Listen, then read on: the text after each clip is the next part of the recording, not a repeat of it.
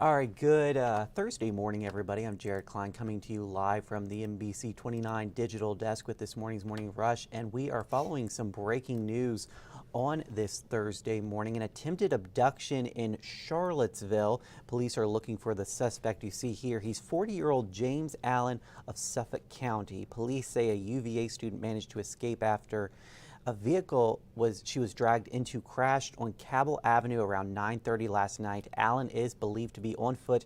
If you see him, give 911 a call. Police say do not approach him. Authorities do not believe Allen knew the alleged victim. She was taken to the hospital for injuries. Supervisors in Albemarle County got a list of 130 road projects ranked by priority. Land use, congestion, safety, equity, and environmental issues were all taken into consideration. Coming in at number 1, improvements to 5th Street extended. That's partially due to new developments in the works. No timeline yet has been given on any of these projects, but the goal is to start construction in the next few years. Charlottesville City Council gave its preliminary approval for a new student housing complex. It's set to be built on Jefferson Park Avenue here. The project would replace 8 apartments with a 27-unit building. City Councilor Michael Payne voted against this project. Although the developer donated $100 grand to the city's affordable housing fund, Payne says he would have preferred the project include some affordable units. Developers still have to receive a few more approvals before breaking ground. And a Black-centered sewing podcast celebrated its 200th episode yesterday. Stitch Please is based out of Charlottesville. It focuses on Black women, girls, and femmes in sewing. Lisa Woolfork, a professor at UVA, started the podcast in 2019. She interviews Black people in the sewing and quilting community as well as other art forms. The 200th episode guest was a renowned quilter, and you can find Stitch Please anywhere you get your podcasts. Okay. All right. So take a look at this. Firefighters in New York were called, responded to reports of a house on fire, and take a look at this house. It looks like it's on fire. It looks like it's on fire, but it's not. It's actually a Halloween display, but it really looks real. It does. I mean, can you imagine walking by and see? I would think the house was on fire. I get the idea. I'm all for Halloween decorations, but this is a bit over the top. Yeah. I mean, how could a passerby see that and not be like, oh my gosh? Because it does look on fire. It looks real.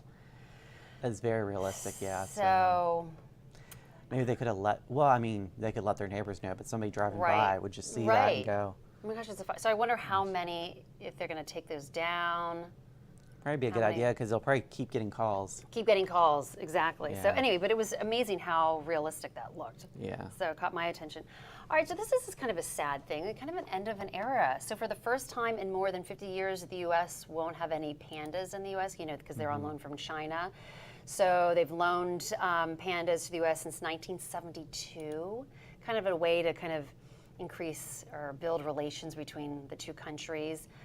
These are some of them. I remember Tian at the National Zoo in Washington. But the last ones they are on loan. They are in Atlanta, and they will be there until next year, and then they go back. And then next year, we won't have any more Yeah, pandas. It's kind of sad. I know that's one of the main attractions, or it was at least at the DC Zoo, and I guess in Atlanta and now in San Diego and Memphis.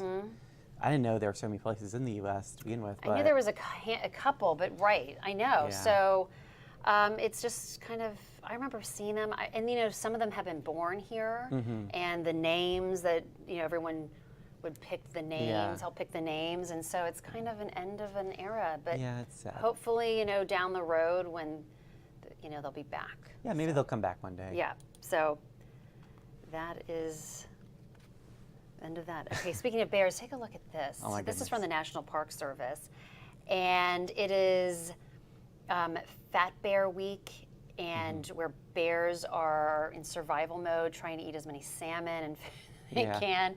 But I thought this was just kind of fun. Look at this. So, there you go. That was the shot I was looking for. Did the bear think this was salmon? He thought it was Camera, salmon. He was like, yes. So, anyway. Yeah, that's funny. The brown bears. Yeah. Okay. All right. Thank you, Jennifer. Let's take a look at that 7-day forecast. A high of 79 today, and just a reminder, things are cooling off for our weekend. It's going to be feeling a lot more fall-like out there with highs in the 60s, lows in the lower 40s, and looks like we're staying with that fall weather for the beginning of next week. All right, hope you guys have a great Thursday out there, everybody. We'll see you again on NBC 29 News at noon.